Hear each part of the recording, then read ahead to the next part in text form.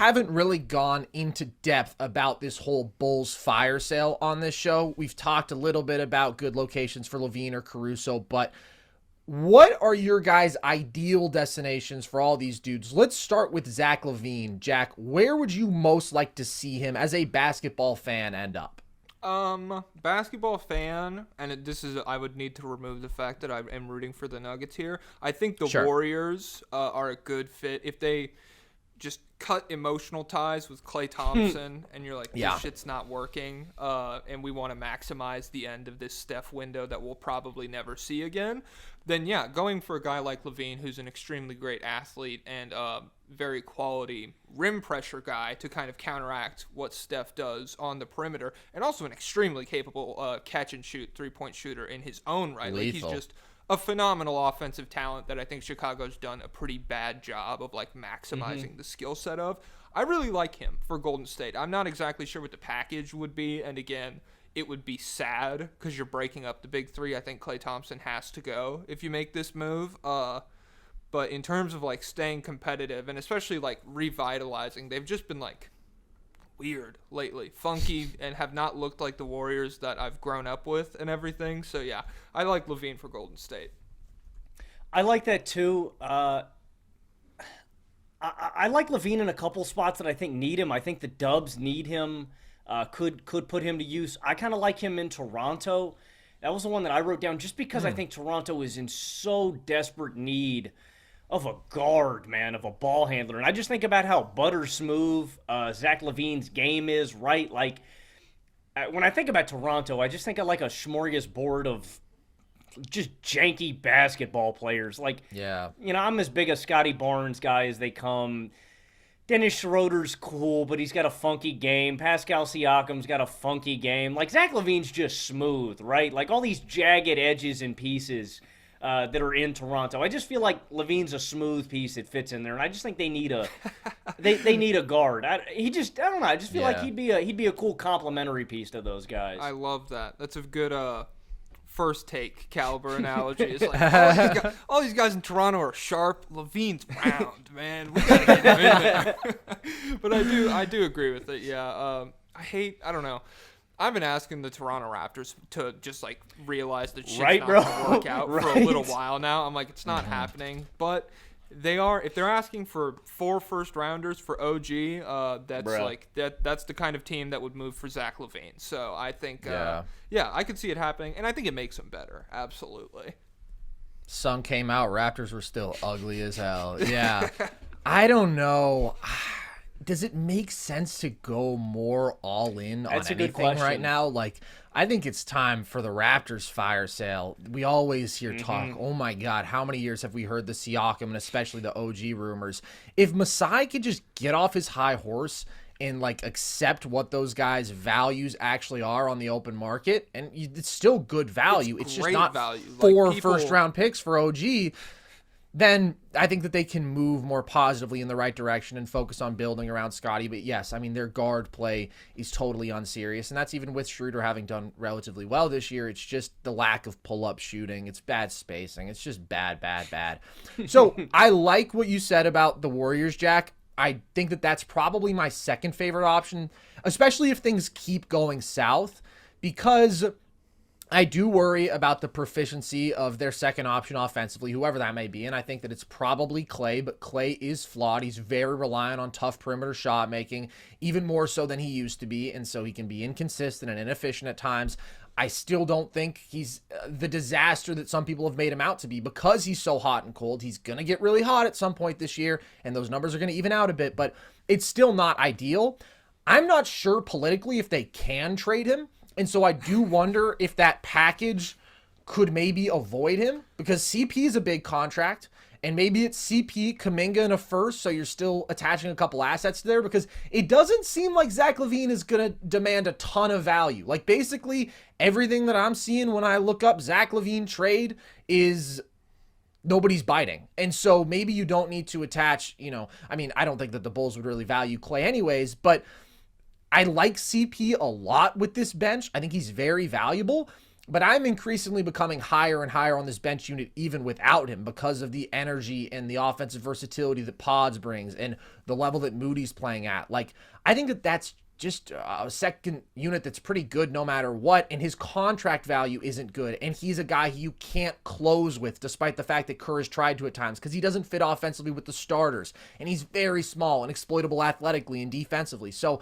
maybe they circumvent the, oh my god, hey Steph, we're trading Clay, Sawi. Like, I'm not sure they can have that conversation. Maybe they could get LaVine without him, but I think a splashy move of some kind to add a skill of his caliber offensively would be good for the Warriors.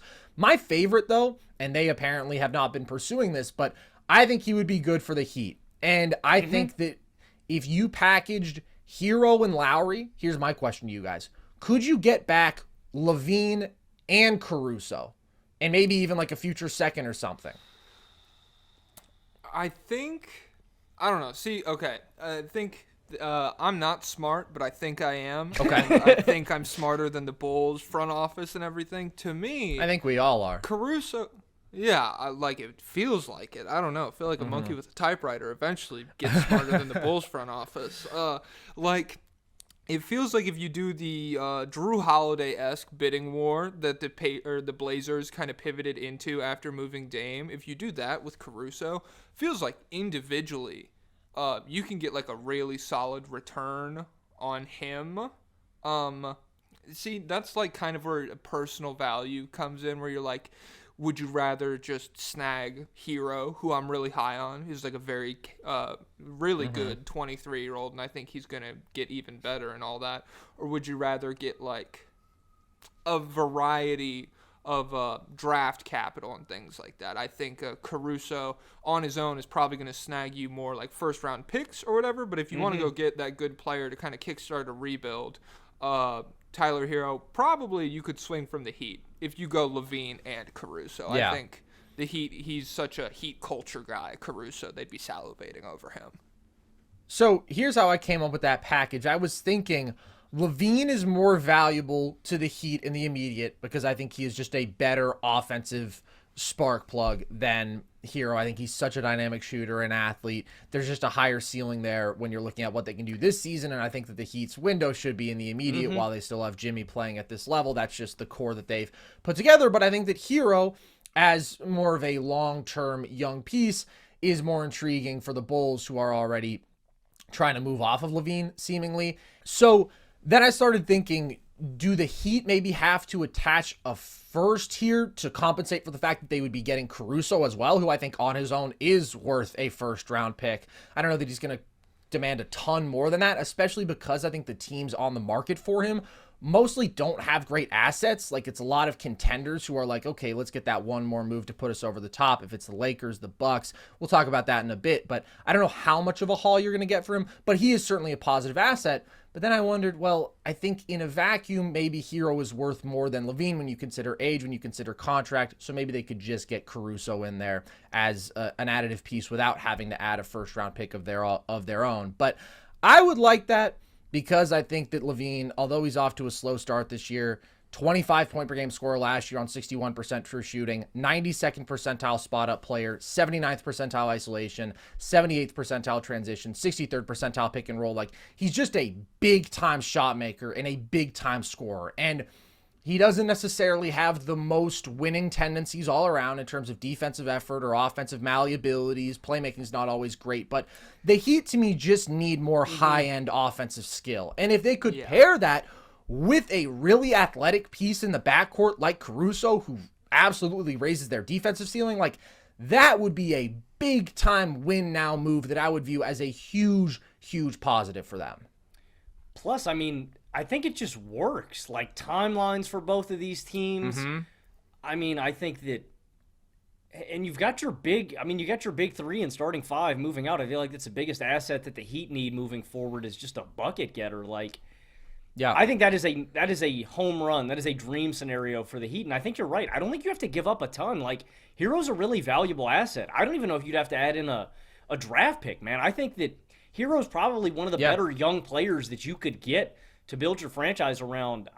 I think the Heat have to do it. And the last thing about LaVine, you talk about his winning impact and defensive effort. He's been stuck in Chicago for 3 years. You don't think a change of scenery, a trip down to Miami wouldn't change how he plays? Like, I think he'd be more engaged on the defensive end. The Heat have one of the best cultures in basketball. I'm not saying you're going to get a brand new basketball player, but in a winning context, a winning scenario, you don't think a guy like that's going to play harder? I think he would be incentivized to play his best ball too. Yeah, damn.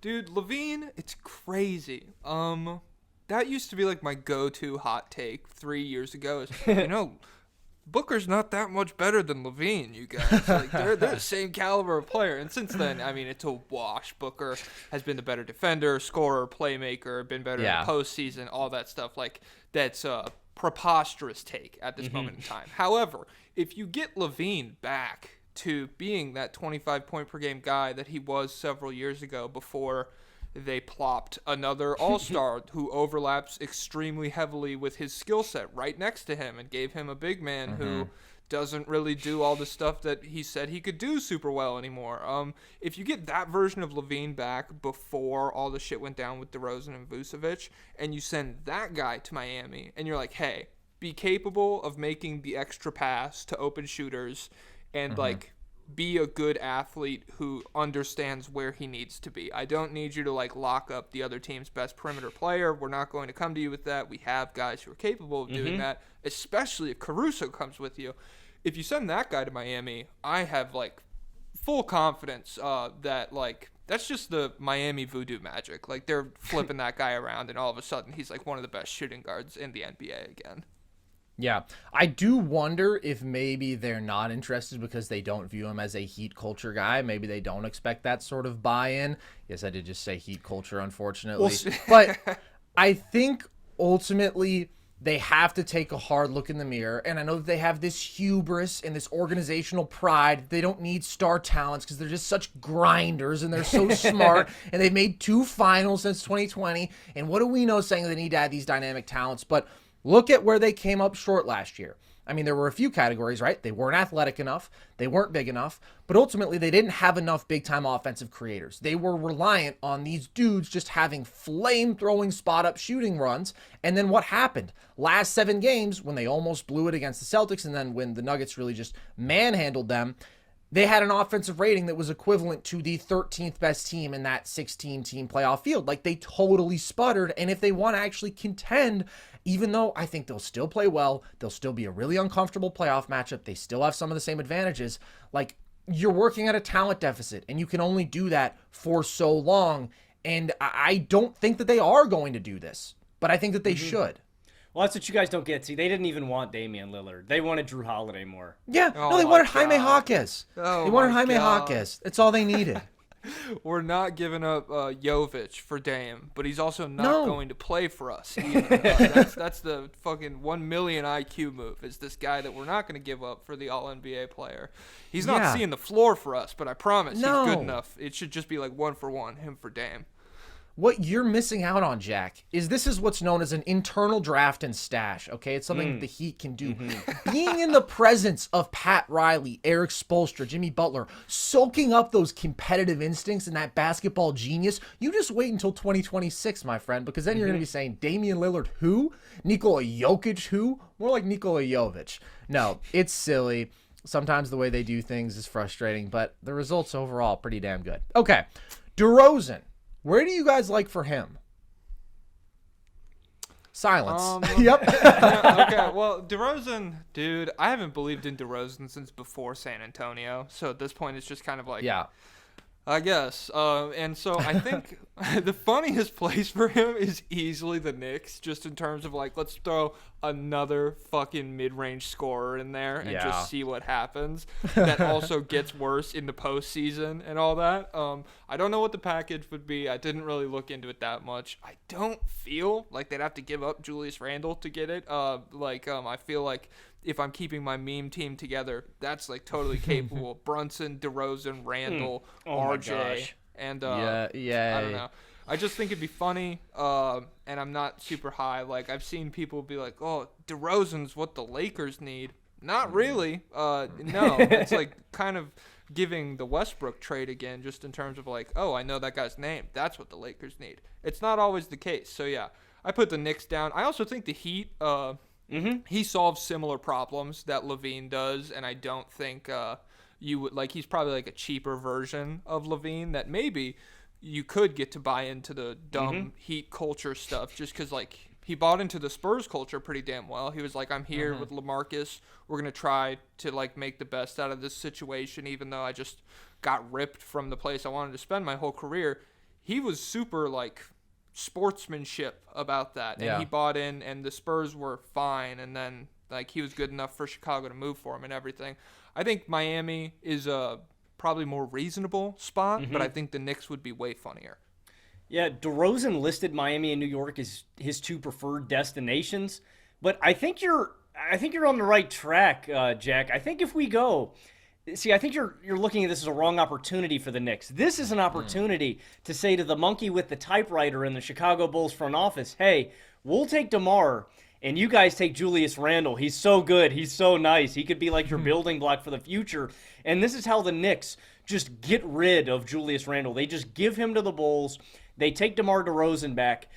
Again, I don't think DeMar's an elite player, but I think this is addition by subtraction if you can just get Julius Randle out of the building. So I like New York. I would give up Randle in that deal, not because he's worth more, but just because I don't want him on the Knicks. And then I like Miami. I don't think you'd have to give up Hero. I think you could give up like Lowry and Martin or, Duncan Robinson and somebody else or something. And maybe a pick. I don't think you'd have to give up a ton for DeMar. And let me know what you guys think about this. I just wrote it down because they're pretty down bad right now. If the Grizzlies could somehow get a deal done, does he help them at all? I mean, they're just offensively inept without Ja. I don't know. I was just thinking about offensive guys that could provide some help for Memphis. Yeah. But if I'm the Grizzlies, I'm down to just, like, when Ja comes back, see what happens. And if this year's a wash and we get a good draft pick, so be it. I wouldn't personally give up assets in order to, like, win 25 games instead of 21 or whatever it would be. But it makes sense in terms of, like, they suck on offense and DeRozan's a pretty good scorer. So let me ask you this on your Knicks game plan, Logan. DeRozan's on an expiring. Do they then just let him walk? Yes, like, and it's then you literally got just some cap money clearing? to spend, all right. man. That's I don't smart. hate I'm it. not gonna lie. Yeah, I don't hate it because I was thinking in terms of a swap. I think that as much as I dislike Julius Randle, when you're talking about how does he translate to a team that seriously wants to win multiple playoff series, just how erratic he is offensively, his ball stopping tendencies, these ugly traits that he has, I don't like it. But I do think that he serves a role for that team in terms of just size and physical force and how elite a rebounding team they are. He's important to that. His ability to at least draw help attacking the paint. Like, he has some advantages over DeRozan in terms of fit there, but it's not a terrible idea because ultimately, I wouldn't want to be attached to either one of these guys. And if the Knicks could find a way to get another big wing in there, but a guy who's just better, like, oh my God, could you imagine if they had Lauri Markkanen? I mean, that would just be remarkable. That's a team that scares me. Like, that's a good basketball team. Yeah, that's really that's a complete scary. 180 from the current Knicks. That's insane. Seriously, and it's a tough path to get there. My thing with DeRozan is I really don't like him all that much anywhere, and it's not that his abilities, like his overall skill level as a basketball player, is that different from LaVine in a vacuum. And I get that he's cheaper and he's a better playmaker and he's actually having a better spot up shooting season by his standards. Like, he's been a bit more willing to take and make threes this year, but it's still just really hard to find a fit for a guy with his play style on good teams who are already going to have on-ball creators, to add another guy who's going to mostly need the ball to be effective, and then who is not going to bring that dynamic, like, over-the-top three-point shot making, like you were saying with the Lakers, Jack. I don't like that fit. I think that just sort of congests things a little bit. It's tough to find. So, you know what? I say just throw them on the Clippers. Throw them on the Clippers. Let them have fun. Maybe they change the rules. Maybe they add 2 basketballs to the game so everybody can just ISO whenever they want. I do not see a spot where DeRozan moves the needle in the entire league, honestly. I mean, to be honest, the Knicks move to let him expire is unironically the most logical thing I've heard about DeRozan. Like, as someone who I feel pretty fair in appreciating his value is extremely low, especially considering his age, especially considering like the way he's played in the postseason throughout his career. Yeah, man. If New York could just clear that off the books while getting rid of Randall and then having like the role player supporting cast while keeping Brunson, and you just have this money to like put a guy in who fits well. That moves me because we've touched on it already. The Knicks are a good basketball team that have like pieces that a competitive team has, and then Julius Randle catches it at the top of the key, and it's just like, oh fuck, well this is a long possession, and yeah, like it's tough. Dude, it's also interesting because that Fournier albatross contract is finally expiring. So between those two, you'd be clearing almost $50 million in cap, and they're over the cap right now, but like, you would actually be able to go out there and sign a big-time free agent. And it's not a great class this year. But, yeah, I mean, I think that ultimately getting rid of Julius Randle at that contract value to add a player of, you know, similar star status, but who just fits so much better and is ultimately a better player in a playoff setting, I like that. I like that, Logan. I think that's an interesting idea. Is there a free agent you have in mind at this point, Logan? It's a good question, too. I mean, I'm also thinking about, you know, stuff happens so fast in the league, too. We don't know who would pop up as maybe a trade asset. You know, if you just have that money available, you can attach your contract and just absorb the other money if, you know, there's another guy that has a bigger deal in the offseason, of course. Listen, we don't have to work out all the details right now. The point is they don't have to have Julius Randle or DeMar DeRozan in Logan's utopia, and that's a win. Okay, Caruso. Who do you guys like for him? Jack, who do you like? I like the Milwaukee Bucks. Who doesn't? It's a plain Jane answer. Feels like the most logical, straightforward fit. But you just look at a team that lost one of the best perimeter defenders in the NBA and lost their entire defensive identity with it. Like, it was jarring to me, the way that they've played defense so far this season. I knew it was going to be bad with Damian Lillard. I knew you were going from one end of the spectrum with Drew to the complete other end. Like, Dame is a Trae Young caliber defender. It's just, like, I think Caruso makes a lot of sense in terms of allowing Dame to get some reprieve on the defensive end and navigating screens and things like that. And just getting their ceiling defensively back up to a point where the offense is not just like keeping them afloat anymore, where you have this nuclear offensive pairing of Dame and Giannis. When those guys get going, if you have Caruso on the defensive end with Giannis, with Brook, with guys like Malik Beasley who are like smart enough, know where to be and things like that, then that becomes a team that I respect a lot more in a playoff setting. Much of my respect for Milwaukee right now is just the fact that Giannis is the second best player on the planet, and Dame is like a guy who gets better in the playoffs. I really don't like the basketball that they've played so far this season.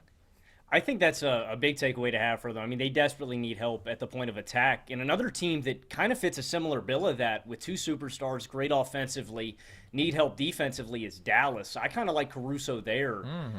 You give up, again, I don't know exactly what trade gets it done. Jaden Hardy in a pick, Rashawn Holmes and Jaden Hardy. You know, I don't know what you throw at Chicago to get this deal done, because I don't expect Caruso to have a ton of value, but that with a pair of second-rounders, a first maybe, and then, you know, because I think that's where Dallas really needs help, is defensively at the point of attack, and then they need guys with size positionally, which they just don't have. In this scenario, I still think the Mavs need another bigger wing to take on 3 and 4 assignments come playoff time, but it shores up your... It shores up your 1 to 3 at least a little bit, right? Because with Luka or Kyrie in these settings, you can play Caruso at the 1 or 2 alongside them, and you have Josh Green at the 2 or 3 alongside them. So you have 2 defensive pluses at those you can't spots. play all those guys together. No, I'm not saying Luka, Kyrie, Caruso, and Josh, but I'm saying that you have a mix and match here that you can do where you're at least not completely helpless defensively in any of your rotations. Again, I still think the Mavs would need another wing with that, but they need help there, and I think Caruso checks a lot of the boxes that they need help with. Yeah, I like it. I just think I have the same concern as you. a team that is already looking for more size and athleticism in the front court, and then to slide another. I mean, Caruso's not a small guard. He's 6'4". He's athletic. But if you're playing him and Kyrie as your backcourt, in the aggregate, you're getting even smaller there. So it's imperfect. But, I mean, he's a really good defensive basketball player, which they could use any of those guys. I think that the Bucks are, like, my favorite. I mean, that would be amazing. My concern with that, and it's a pretty big one, is that they literally have no assets. Their draft capital through 2030 is 2 second-round picks in total. So I just don't see how they make it happen. Like, unless the Bulls love MarJon Beauchamp and Andre Jackson, like, I just don't know how they do it. It would be perfect because their point of attack defense has been so bad, and Caruso's so smart offensively, and he's a connector there. Like, that's just a championship basketball player. I don't know how you do that, though. So I do like the Lakers for him. We talked a bit about this with Jason Timpf last week, and he said that he wanted them to go out there and get a bigger wing if it's a Jeremy Grant, which I do think is interesting, but also a little bit tougher to make happen logistically because that's a dude who just signed a massive contract and whatnot.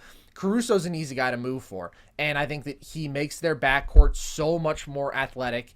He gives them another look where you have a really defense-first guy and you don't have to trot out these Russell and Reeves combinations where they have a lot of the same strengths and same weaknesses fundamentally. And I don't think you have to move that much. I mean, maybe it's Gabe Vincent and a pick.